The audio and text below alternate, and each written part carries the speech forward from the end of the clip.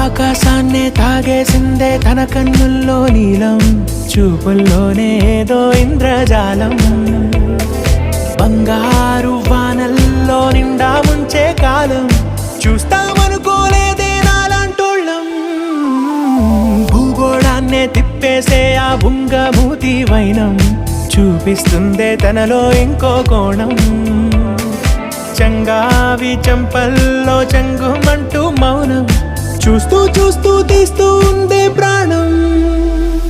తను చేరిన ప్రతి చోటిలా చాలా చిత్రంగున్నదే, తనతో ఇలా ప్రతి జ్ఞాపకం ఛాయాచిత్రం అయినదే.